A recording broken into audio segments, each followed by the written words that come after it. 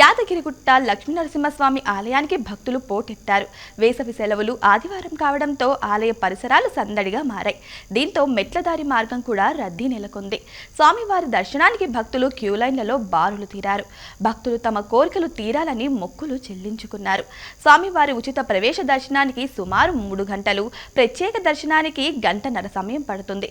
ప్రసాద విక్రయశాల, శ్రీ సత్యనారాయణ స్వామి వ్రత మండపం, కొండ కింద విష్ణు పుష్కరిణి, కారు పార్కింగ్, బస్టాండ్ లో భక్తుల రద్దీ నెలకొంది. అన్నవరం సత్యదేవుని ఆలయం భక్తులతో కిటకిటలాడింది. ఆదివారం వేసవి సెలవులు కావడంతో వేలాది మంది భక్తులు తరలివచ్చారు.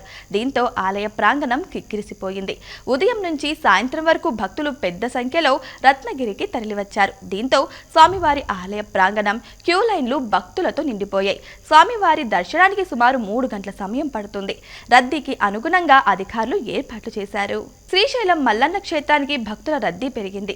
ఆదివారం వేసవి సెలవులు కావడంతో భక్తులు మొక్కులు తీర్చుకునేందుకు భారీగా తరలివచ్చారు. తెల్లవారుజాము నుండే భక్తులు పాతాళగంగలో పుణ్య స్నానాలు ఆచరించి శ్రీ బ్రహ్మరాంబ మల్లికార్జున స్వామి అమ్మవార్ల దర్శనార్థమై క్యూ లైన్లలో బారులు తీరారు. శ్రీ స్వామి అమ్మవారి దర్శనానికి సుమారు 5 గంటల సమయం పడుతుంది.